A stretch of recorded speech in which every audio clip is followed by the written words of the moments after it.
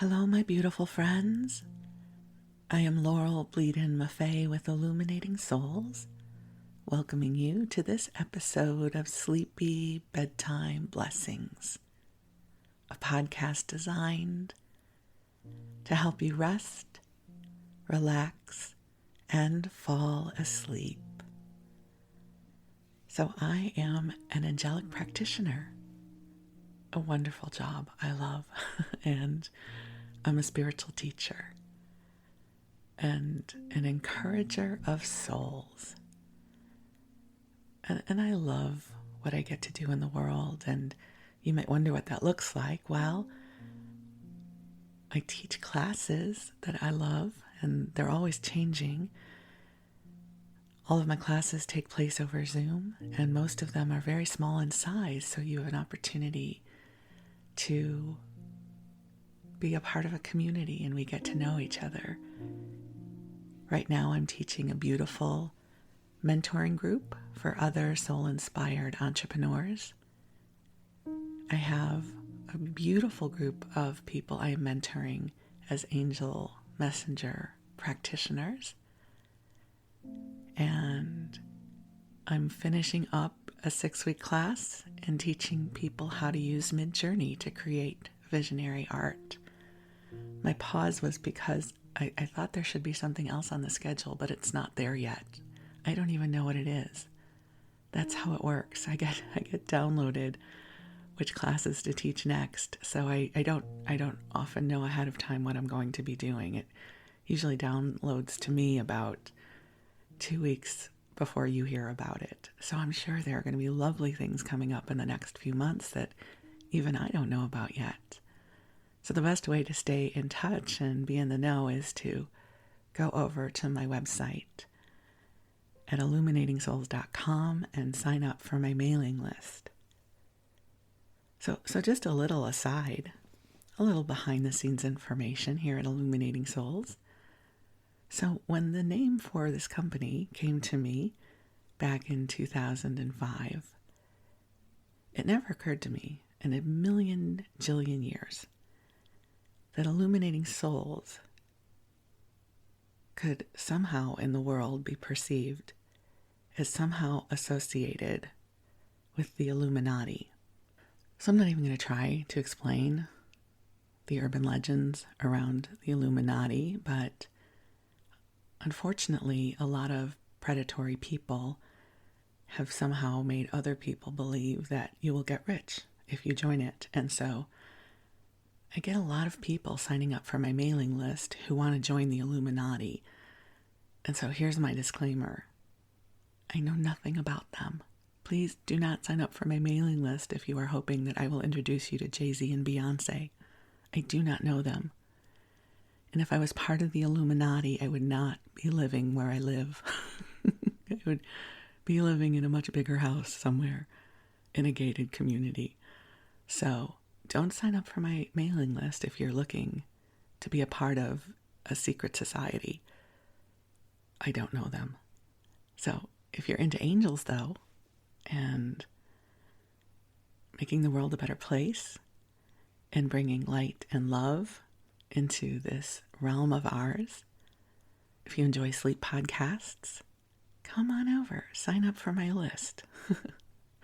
I mention that because I must be published on a list somewhere, because in the past month, I have had so many people sign up for my list who are clearly not interested in angels. I know this because of the emails they send me. So, a little behind the scenes intrigue. So, anyways, no secret societies here. Just love for you. And if you're new to the podcast, welcome. As I record this, it is Saturday morning. I really do try to record this during the week, but I have not been very successful at that lately. And so it's Saturday morning, and this happens to be the weekend that we set our clocks back, daylight savings time. So as I record this right now, it's 7:22 in the morning. And I was thinking, I'm starting kind of late because I like recording these podcasts around 6 a.m. And then I had to remind myself, if I was recording this tomorrow, it would only be 6:22 a.m. because we're setting the clocks back, and that is a good time for me to start recording. So I'm going to pretend it's an hour earlier than it really is, and then my day will feel like it is absolutely flowing with grace and harmony. So I'm rambling. Hi, welcome to my world. Lots of rambles here this morning. Wow, I have not been grounded the past few days. I don't know about the rest of you, but as I record this, we are,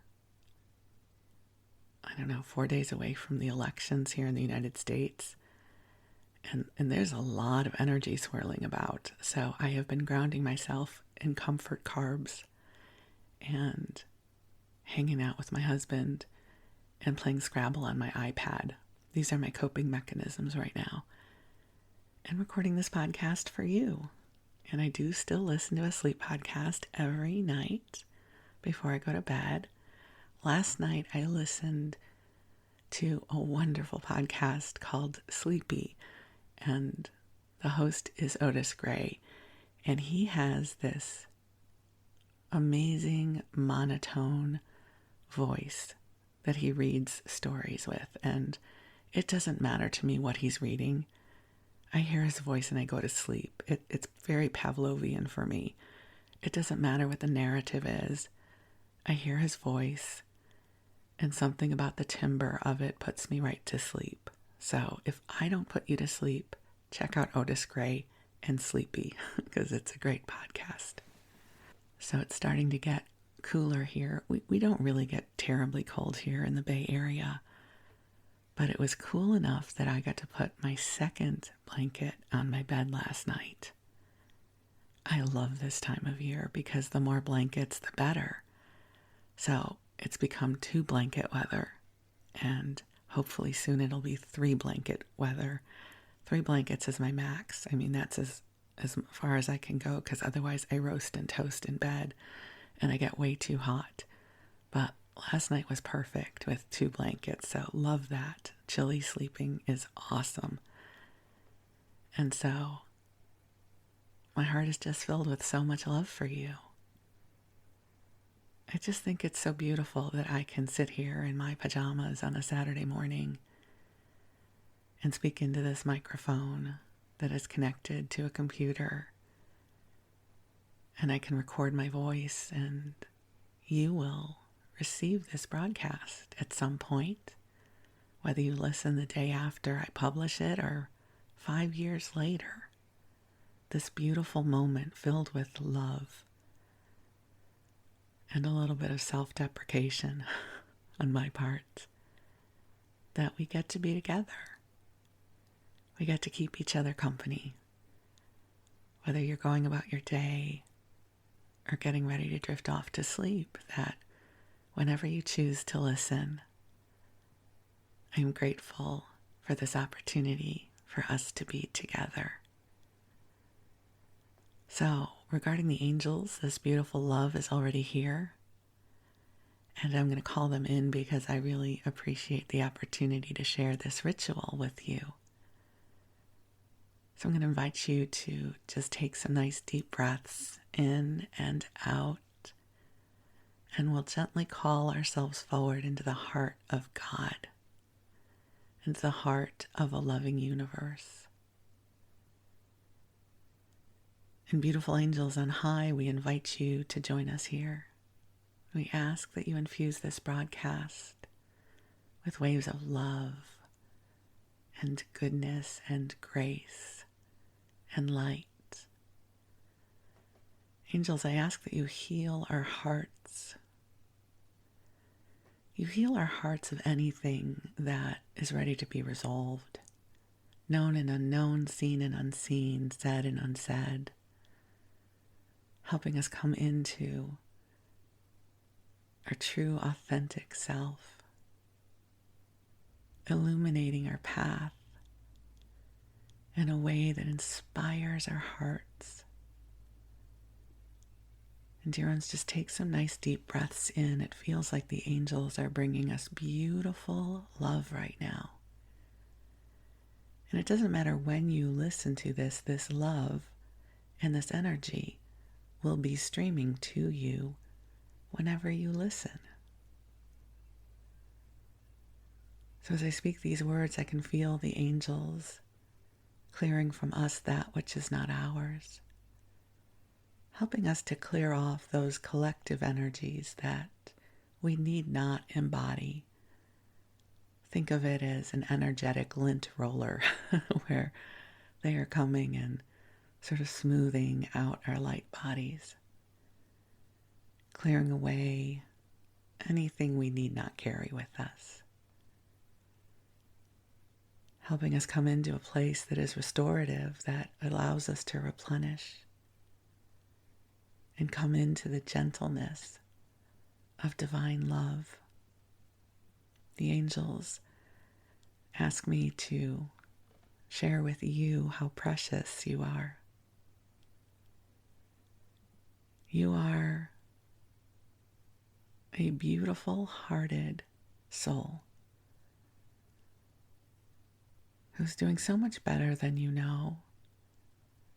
You know, life is messy and complicated, and we are messy and complicated, and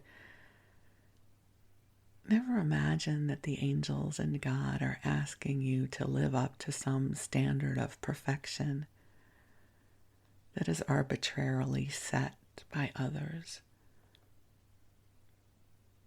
All of us, we're doing the best we can. Sometimes we're clumsy, sometimes we say the wrong thing, sometimes we don't want to get off the couch, sometimes we have potato chips for dinner. Life is a continuum of everything, of beautiful experiences and dull ones and hard ones. It's everything. It's one of the reasons that I appreciate this connection with the angels so much, because no matter what the weather, energetically or emotionally, I can lean into the angels on good days and not so good days. This love is here always. So my hope is, through this podcast and through our time together, this loving presence becomes more accessible to you too. And that at some point you will rest in the knowingness that you can always connect with this, whether I'm talking to you or not, that this relationship belongs to you, that this is your divine connection. So just take a breath and let it go, whatever your it is. And if you have prayers and intentions that you wish to share with the angels, we invite you to bring them into your heart now. That no prayer is too big or small. Whatever it is you need help with, whatever it is you would like to have blessed or energized or cleared, you can let your angels know. And they will help with this as much as they can.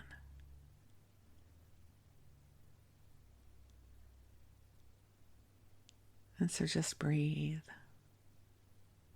allowing the sweetness of this moment to flow to you. And if this is your bedtime, we invite you to get comfortable, to allow your body to relax. And as I love to say, to cozy on up and snuggle on in, allowing yourself to come into a place of rest. And we all have different experiences with bedtime and with sleep. Some people drop off right away. Others, it takes a little bit more time. So, whatever your experience, I wish you grace with your sleep cycle. I'm always amused if I'm sitting in the chair sometimes watching television, I just doze off. I'm just gone. And then I get in bed and I can't fall asleep. It's so funny. I don't know what the secret is of being in that chair and watching television with my feet up that I can just zonk on out. And then I shift to the bed and I'm wide awake. I don't know why it works that way, which is why I listen to sleep podcasts, because they are my lullaby of sorts. They help me fall asleep. So I hope to do the same for you. And if you're listening during your waking hours, I hope you're having a lovely day. So one more breath in together and release. And we're going to move on into story time. So those of you who are regular listeners, you know that we have a variety of different kinds of story time. Sometimes I tell you stories from my life. We might flip through the pages of an old TV guide. I might read to you something that's in the public domain, or I might read to you from an old community cookbook. I love every single one of these styles of narrative, but some are easier for me than others. If I have a good story from my life that I want to tell, that's actually the easiest one for me to record, because I'm not having to go back and re-record if I make a mistake. But I have to have a really good narrative to follow, which I don't have right now. I'm sure there's something interesting in my brain, but I don't know what it is right now. The TV guides are fun to do, but I really have to be in the mood. And really what I'm seeking right now is comfort. Comfort. Like comfort in every way. I want clothes that are comfortable. I want food that comforts me. I want to be cozy. I'm looking for comfort. And my comfort language is, say it with me, food. So we're going to go through a community cookbook in this story time. I recently purchased some off of eBay for us. And this one is Favorite Home-Tested Recipes from the Christian Mothers Society in Vesta, Minnesota. I don't know where Vesta is, but I know we have Minnesotans who listen, so maybe you know where that is. And this was published in 1946. So if this is your first community cookbook episode you're listening to, I have a love for these publications. So back in the day, they still make them, but this was much more popular, 50 years ago, that when groups of women gathered together in a church community, a temple community, a PTA, that kind of thing, they often would create these cookbooks filled with their recipes and then sell the cookbooks to raise funds for something. I just thought this one was interesting because it's from 1946. So I think World War II had just ended or was ending, so it's right around that time frame. Television hasn't really made its way into the home yet. So people are relying on radios and movies and newspapers. And it's a very interesting time. I remember my mom telling me this. My mom would have been 21 years old. And a lot of the women had gone into the workforce because the men had all been off fighting World War II. So this is just my conjecture. A lot of these recipes began turning to what we might think of as convenience foods, because now women were working outside of the home and still had to make the meals and take care of the kids. So at this point, most homes had refrigerator freezers, and they had their ovens and stovetops. Microwaves hadn't been invented yet. But this idea that you could open a can or take something out of the freezer or open a box of Jell-O and have that bring more efficiency to cooking or baking was a big leap forward in terms of how women took care of their families. I just so appreciate the love that are poured into these cookbooks. This has an inscription on the inside cover. It says, "This was Sydney Alexander's cookbook. She brought it to Norman when she came to live with us in 1969. Signed, Ruth." So at some point, this was precious to a family. I don't know who any of these people are, but I honor them by sharing their names with you.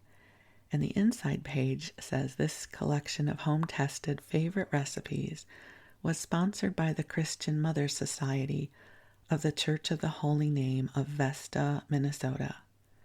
The society thanks all the ladies who favored it with their recipes and also the businessmen who gave us their advertising." So clear gender roles are in place at this time. And again, it was published in 1946. So maybe you want to look back into your own ancestry. Who was in the world in 1946 and where did they live and what do you suspect their life was like at that point? I love this opportunity to go into the Wayback Machine, you know. A lot of these cookbooks start with helpful information. So there are a couple pages that tell you how to take care of your pressure cooker. These were the old pressure cookers, not the Instapots of today. And there's a couple interesting things here. One is quantity cookery. So if you needed to serve 200 people, and this is from Mrs. A.E. Hunt of Vesta.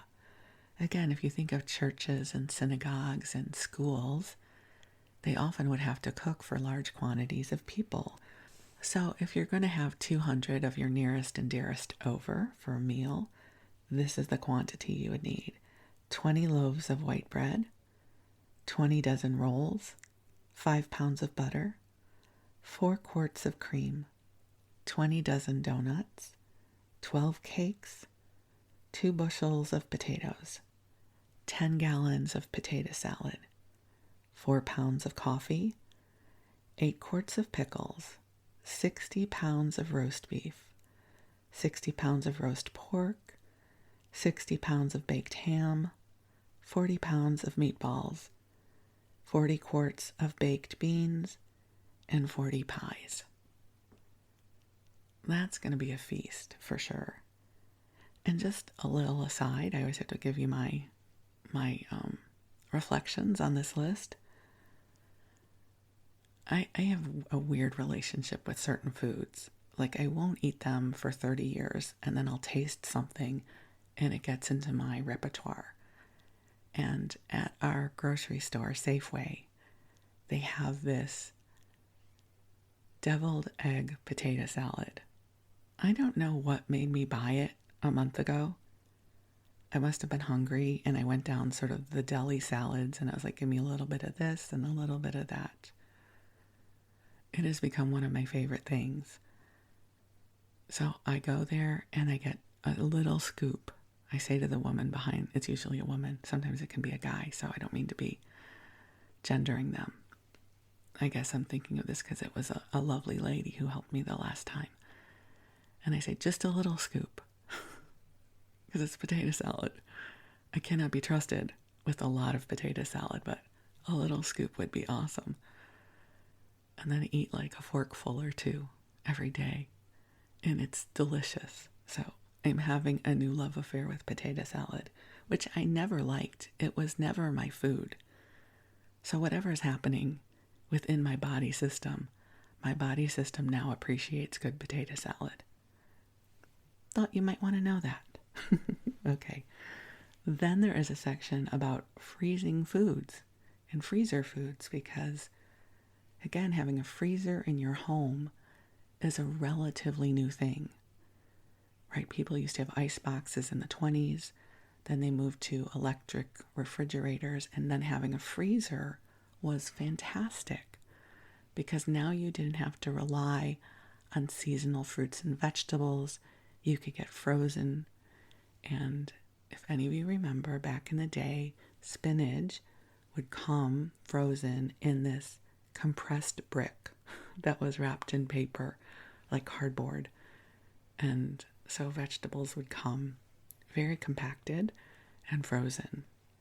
So if you find yourself in 1946, here are some tips for your new freezer. So for vegetables, frozen vegetables should be taken from the packages immediately after removing from the freezer and put on the stove in a pan with a small amount of water, heat to boiling, and cook until tender. Fruits. Frozen fruits should be thawed in the sealed package at room temperature and used as soon as completely thawed. Thawing can be accomplished by leaving the package in the refrigerator overnight or, in an emergency, by placing the package in a pan of warm, not hot water. The thawed fruit can be served immediately or used for making pies, preserves, jams, and the like. And I just had this flavor memory come back to me. Does anybody else remember when they did frozen cantaloupe and honeydew balls? They tasted awful, but you could only really get melon in season, and so this was the way people would serve melon out of season, frozen, which was never very good. Okay, then they talk about meats. I'm going to try and skip over the meat-related things. Then in terms of freezing cooked foods, many cooked foods, such as meat and vegetable stews, spaghetti and meatballs, macaroni and cheese, and similar foods can be cooked in large batches, completely cooled and frozen for future use. Of course we do that, and you can also freeze pastries. My mom was the queen of freezing things. She had the freezer in the kitchen, the stackable refrigerator freezer, and then she had a freezer downstairs. And so everything could go in the freezer if you didn't eat it right away. And I have become my mother in that I freeze things. So if we order a pizza and we don't eat the whole thing, I put it in the freezer because at some point I'll be delighted to take out a slice and heat it up for dinner or lunch or something. And it brings me comfort. This part of me that worries about not having a food when I want it. This is part of my crazy food thing. If I have it in the freezer, then I don't get anxious. I know, anxious is a strong word, isn't it? But I have a weird relationship with food. So, for instance, there's these muffins that I love that I get in Berkeley. And I think about them all the time. And I don't have to eat them all the time. And for the last 6 months, I have had one in my freezer. And so I don't have to go get one now. And I don't have to eat the one in my freezer. It just comforts me that it is there. Do any of you have that thing going on? Like, I don't need to have it. It just comforts me that it is here. So I have my Rogue muffin in the freezer. I'm not even going to tell you. I'm too embarrassed. I was just going to go through my inventory of my freezer comfort food. But you know what? That'll be another episode. But I do have good comfort food in my freezer that I do not need to eat. But I am soothed by that it exists and it is in my home. And, if something awful happens, I can get it. Okay, sorry. I'm jumping all over the place. So this is going to sound like a little bit of a dark story, but it's really not. So I know you're getting ready to go to sleep. So I'm going to just jump over the challenging part very quickly. I was living in Los Angeles during the LA riots. Okay, that's as bad as it's going to get. Okay, that's all I'm going to say. And somewhere around 2 or 3 in the afternoon of that day, everyone was told to get home, go home. And I was working, I don't know, maybe 4 miles away from my apartment. So not far, but in terms of LA, everyone is evacuating and trying to get home kind of traffic. It must have taken me almost 2 hours to get home. And I stopped at the grocery store. Because, if the world is in catastrophe, we need to first get food. So the grocery store is mobbed. And it was so interesting to observe what people are getting. They're getting the necessities. Like, let's say they have kids. So there's Pampers and milk and eggs. So the things you would think you would get if you were going to be in your home for a couple of days, yes? And then they were getting beer and tequila and cookies and chocolate, which I don't know why. I was so amused by that, because we are these people, right? Like, okay, I'm going to need batteries. I'm going to need, right? Like, there's certain things I'm absolutely going to need. And then I'm going to get stuff for comfort. And so I did the same thing. I don't even remember what I got that was a necessity, but you can bet your bottom dollar I went over to the bulk chocolate bin, and I must have gotten a pound of bridge mix and malted milk balls, and so I turned to sugar, because of course I did. And then I went home and I had Trader Joe's tortellini and their pesto and sun-dried tomatoes. So I made a huge batch of tortellini, pesto, and sun-dried tomatoes with lots of Parmesan cheese. And then my friend Chris, who was in the city, came to my apartment, and she's like, "Can I stay?" I'm like, "Yes, come in." So we ate pesto tortellini and a ton of chocolate. So, okay, this is stream of consciousness, right? We went from my mother's freezer to my freezer, and then I shared with you something that happened back in the day. So this, welcome to the podcast. This is what we're going to do for the next half hour. Okay, so we're back to the freezer section of the book. So you can freeze pastries, which I do. Makes me very happy. And I don't have to eat them. I just know that they are there. Do you ever do that with like your favorite box of crackers? Or I do that with yarn too, just so you know. It's not only food. I have so much yarn. And it comforts me, because if I wake up at 3 a.m. and I need to make a blanket, I can. All right. Anyways, welcome to my brain. At least it lets me live a lovely life. So hold on. Let me flip the page. All right. So the next page has helpful hint. Well, actually, you know what? I'm lying to you. It's not the next page. I skipped a bunch of pages. But the next page I'm going to share with you are helpful hints from Mrs. H. Turbis. And some of this is not food involved. She said, for a cough, make tea, 1 pint or more of Irish moss and horehound, which is an herb. Steep for 20 minutes, then strain. Add several tablespoons of honey and the juice of 1 lemon. And then dose a 1/4 cup every few hours. You know what's interesting is Irish moss has made a comeback. I think it's a form of seaweed. And so Irish moss is supposed to be this thing that comes with a lot of vitamins and everything. They sell it at our farmer's market already concocted for you. Raising flattened nap in a rug. If the legs of heavy furniture have flattened or pressed down the nap of a heavy rug, a dampened cloth, folded a number of times and allowed to remain over the mark in the rug for about 10 or 12 hours, will cause the mark to disappear. That's good to know. Here's a good one for winter. Remember, this is published in Minnesota, and they have really intense winters.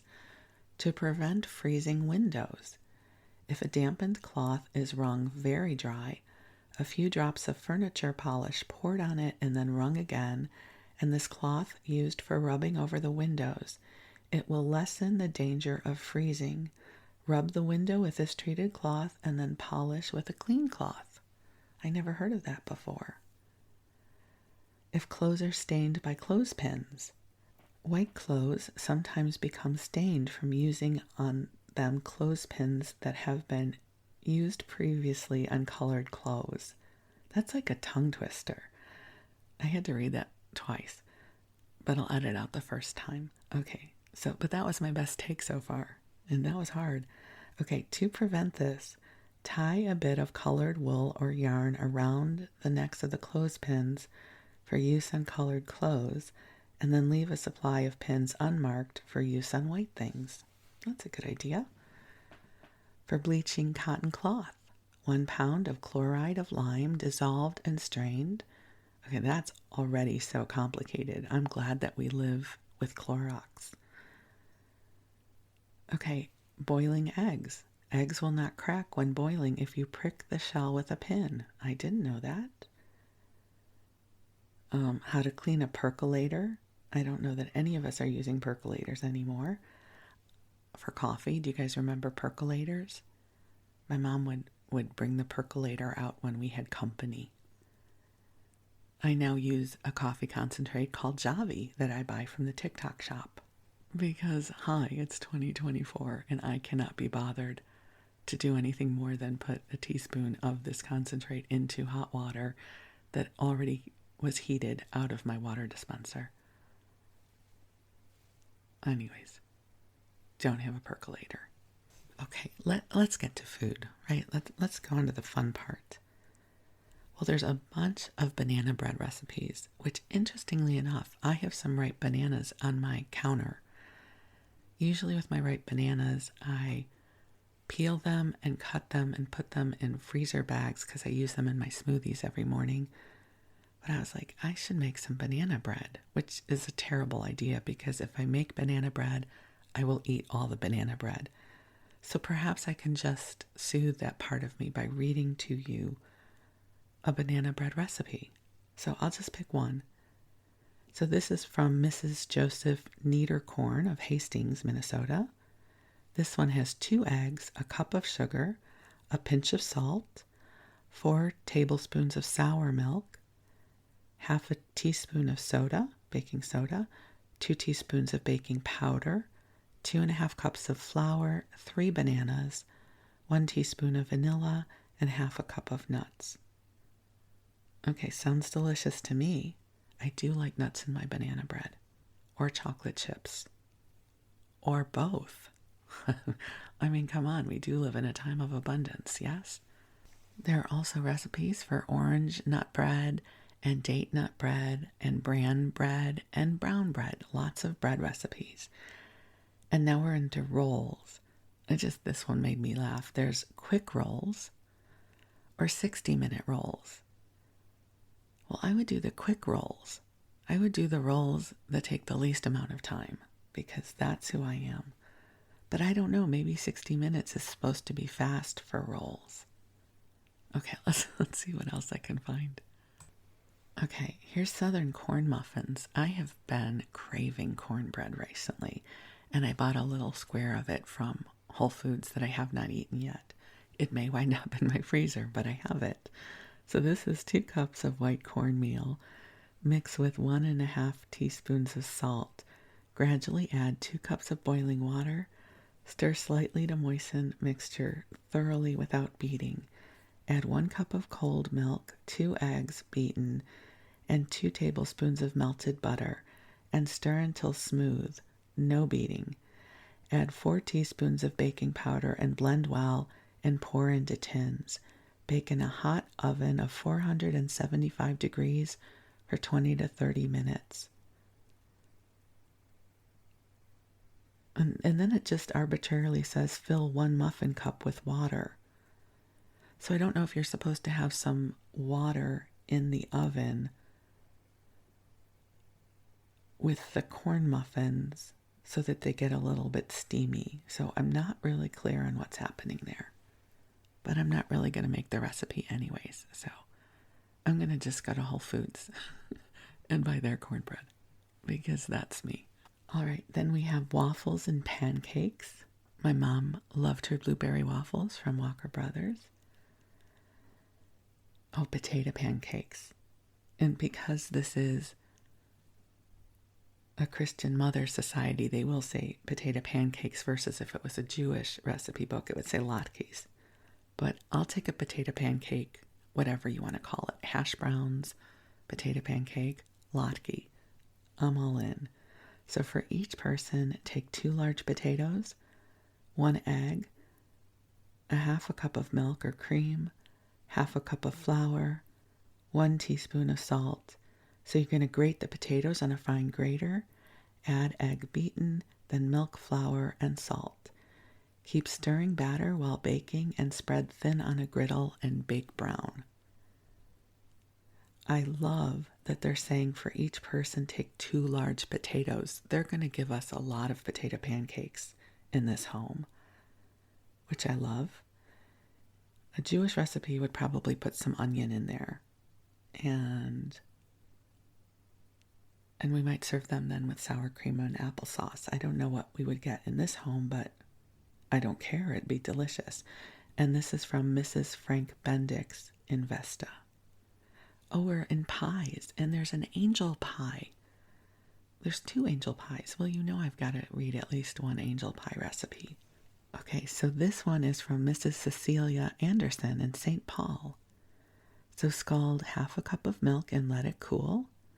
1 small bottle of whipped cream, which is half a pint whipped stiff.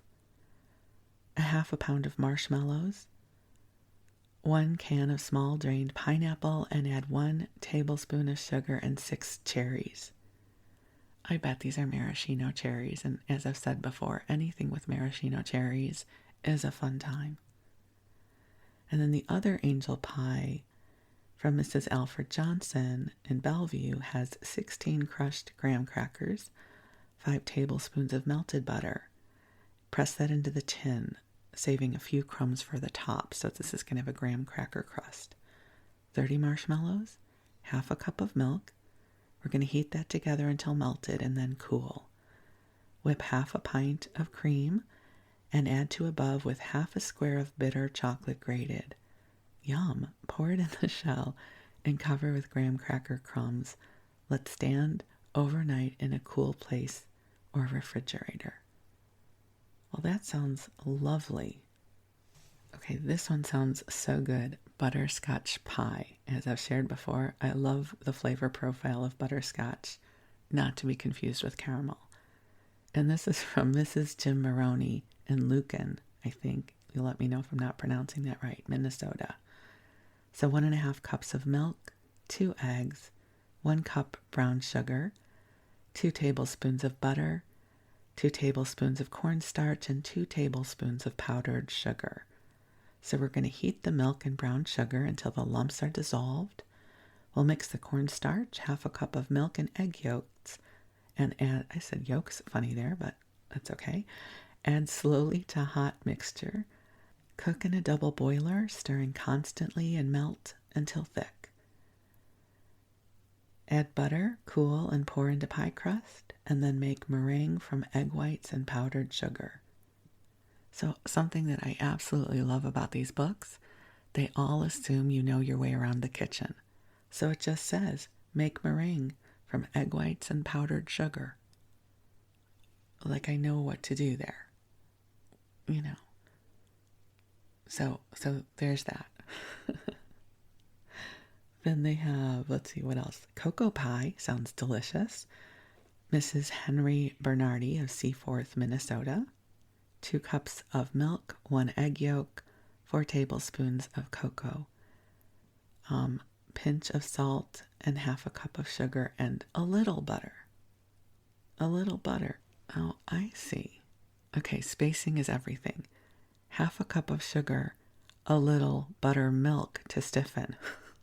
So, I didn't understand. And I'm not going to make it anyway, so that's fine. There's another pie, this is called chocolate chip pie, that involves melting marshmallows and whipped cream and chocolate chips in a graham cracker crust.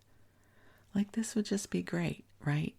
You just take the marshmallows. Like, I don't even need a recipe. I know what I'm going to do, which I'm not going to do because I don't really eat this way.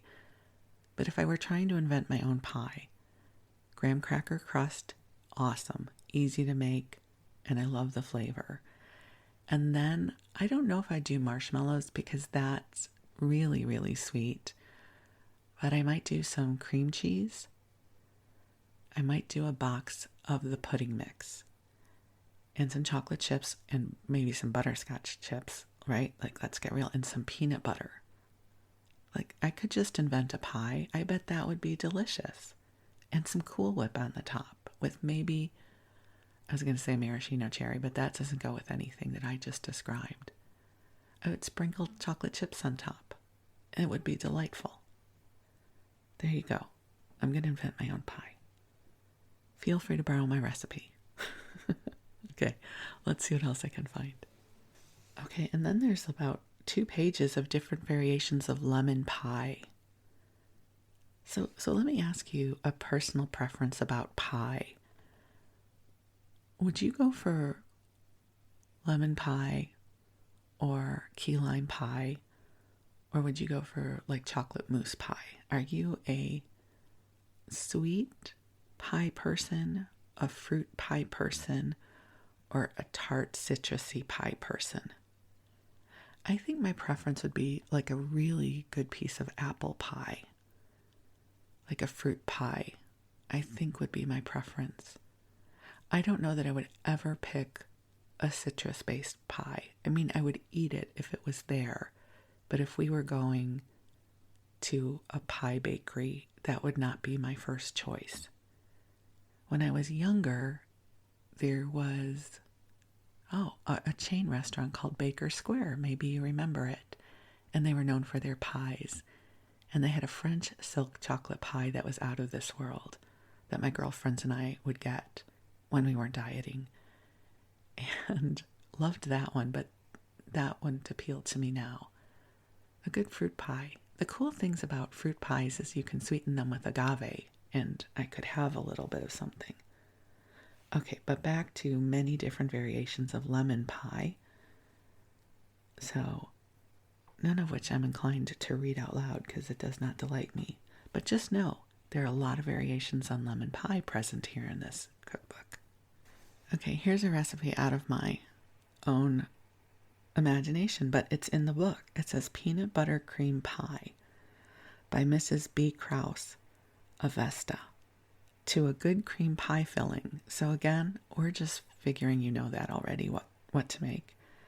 So to a good cream pie filling, you're just going to add a quarter cup of peanut butter, and you're going to mix it together and treat it like a cream pie. So how do you make a peanut butter cream pie?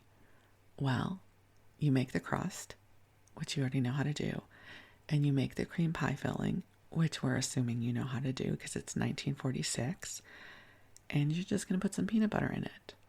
Voila, peanut butter cream pie.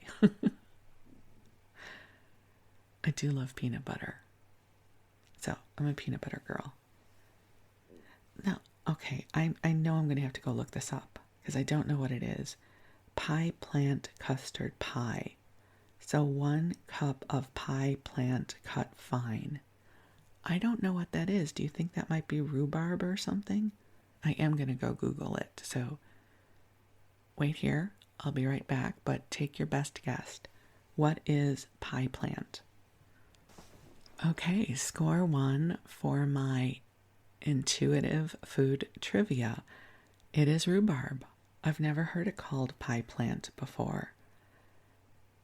Okay, so 1 cup of pie plant, aka rhubarb, 1 cup of sugar, 1 cup of sour cream, 2 eggs, 1 tablespoon of flour, and nutmeg. So we'll line the pie tin with a crust, because we just know how to make one, and sprinkle pie plant over bottom, or rhubarb, and pour custard over this and bake slowly. Rhubarb, I think, is an acquired taste. My parents loved it. I never developed a relationship with it. All right, there's tons more pie recipes, including pumpkin pie and chocolate chip pie, many kinds of pie. But I'm going to move us into something else so we don't get stuck in the pies, because I love the name of this and I have no idea what it is, but it is in the dessert section. It's called Apple Rolled Oatmeal Boss. Do any of you know what that is? Maybe it's a Midwestern thing that I don't know about. This is from Mrs. V.F. Pfeiffer of Vesta. So we're going to take 1 cup of flour, a half a teaspoon of salt, a half a teaspoon of soda, and half a cup of brown sugar. So mix with 1 cup of quick cooking oatmeal. Cut in half a cup of shortening until crumbly. Spread half of it in a pan, a 7 by 11 pan. Arrange 2.5 cups of pared and cut apples over the top. Cover the apples with the other half of the oatmeal mixture. Dot apples with a little bit of butter and sugar before covering. Serve either with lemon sauce or whipped cream when served cold. Pat mixture down lightly before baking. Bake about 40 minutes at 350 degrees. Oh, so that sounds like a crumble of some kind. It sounds delicious is what it sounds like. Okay, this one I'm going to share because I love the name. Baked apple surprise. Like, serve me anything that has surprise or delight in the title, or angel. And this is from Marion Hilsheim of Sleepy Eye, Minnesota. Great name for a town, Sleepy Eye, for a sleep podcast. Okay.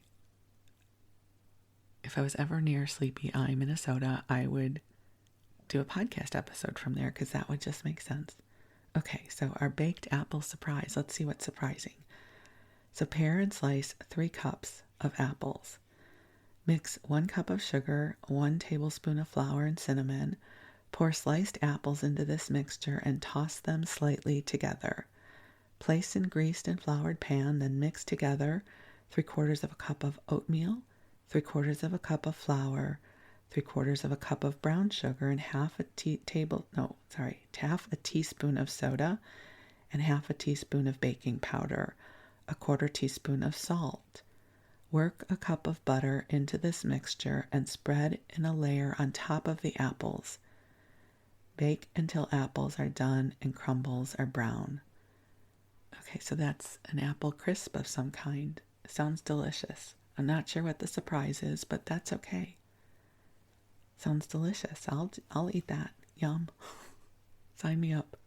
Okay, here's another one with a fantastic name, so it is worthy of being read to you or shared. We have dessert delectable. What are you bringing for dessert? Dessert delectable. Sounds delightful. Okay, this is from Mrs. Peter Krzamzerk. Oh, I'm so sorry. I don't know how to pronounce this name. It's Krzmarzik of Sleepy Eye, Minnesota. So we're going to start with 3 tablespoons of lemon juice, 1 tablespoon of grated lemon rind, half a cup of sugar, 2 cups of hot water, 1 egg beaten, 1.5 tablespoons of flour, a 1/4 teaspoon of salt, 24 marshmallows. Now we're getting to the good stuff.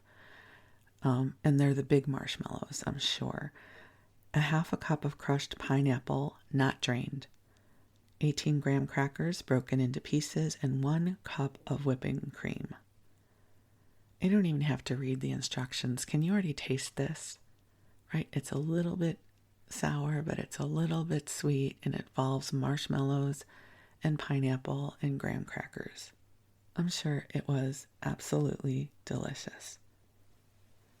You know, I'm just going to read you the names of these recipes because they're wonderful. We've got a French pie, which involves vanilla wafers, pineapple, a jar of maraschino cherries. This is a child's delight. Powdered sugar, eggs, butter, and whipping cream. I would have loved this as a kid. There is a fruit puff. And what's the fruit? It's 2.5 cups of canned or cooked fruit. Okay, so I'm sure that would be good. There's glorified rice, phenomenal name, which involved cooked rice mixed with crushed pineapple, marshmallows, sugar, and whipping cream. I'm sure that's delicious. And then we have good baked apple cake. I love that name. How's your apple cake? It's really good. Good. So it's an apple cake recipe. I love apple cake. Sounds good to me. Sign me up. We have graham cracker dessert, which involves a package of lemon jello, pineapple juice, egg whites, sugar, again with the maraschino cherries. Like as a kid, anything with maraschino cherries. Oh, another one, a graham cracker tort. Half a cup of milk. I love this. 1 10-cent package of marshmallows. 1 10-cent can of pineapple. one 10-cent bottle of maraschino cherries, and half a pint of whipped cream. I don't know why that makes me just, my heart is just so filled with love. It's the 10-cent package. Oh, thank you. I love that. This is from Mrs. Emil Altermat in Redwood Falls.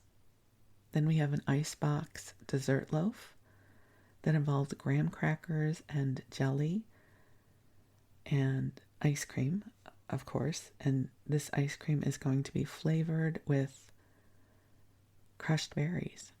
I want chocolate. Oh, Irish medley, which involves orange jello. Try and say that. Orange jello, pineapple, whipped cream, ladyfingers or stale cake crumbs, and lime jello. A kiss cake, don't know what that is, 4 egg whites, sugar, salt, cream of tartar, and some vinegar. Is there something else that comes into this? I don't know. Lazy day pudding. Like, you'd get my attention right away. Lazy day pudding. Sugar, shortening, milk, raisins, flour, baking powder, vanilla. And then the sauce is brown sugar and hot water. All right, sounds good to me. Then we're back to more lemon stuff. Lemon crackle filling. Lemon rice snow, which involves vanilla pudding, milk, rice, lemon peel, egg whites, and sugar. Marshmallow dessert. Yeah, for sure, with marshmallows if I'm a kid. Orange ice cream dessert. Okay, I love the name of this one. Peach roly-poly from Mrs. H.M. Matson in Vesta. So it involves pastry flour. So it sounds like it's going to be, I don't know, some sort of crumble or something, pie. It involves peaches and sugar and butter. Everything in it sounds delicious to me. And then we have quite a few of pineapple desserts, including a pineapple icebox cake, pineapple marshmallow puffs, pineapple truffle, and several pineapple upside down cakes. There's something called surprise dessert from Mrs. Thorvald Nelson in Lucan. I hope I'm saying that right. I said that the last time. 1 pack of Jell-O, any flavor. Maybe that's why it's a surprise. Whatever you've got. 2 cups of hot water, 2 egg yolks, 2 tablespoons of sugar, 2 egg whites, and 2 tablespoons of sugar again. So I don't know if that's 4 tablespoons of sugar. But I like that it's a surprise. So count me in. And now that brings us to the cake section. There's still so much more to go through in this particular recipe book. So I'll tell you what, we'll return back to it at some point. But I don't know, it's giving me all sorts of Midwest, warm, comfy feelings. You know, it's like it's a cold day and someone's pulling a lovely roly-poly crisp out of the oven and the house smells delicious. And, you know, you shake off your snow boots and your coat and you're warmed up by hot cocoa and a warm cake of some kind. Just all kinds of Midwestern warm fuzzies floating to me right now. So again, I pay homage to the women who contributed to this book, who were cooking and baking for their families and taking good care of those that they loved and who were under their care. And so with that, my darlings, I hope that this brought you a sense of coziness and sweetness. And the sun is up here now, so life is starting to wake up. And so we'll bring this to loving completion. Again, wishing you the sweetest of dreams and blessings of love. And I look forward to connecting with you again soon. Thank you.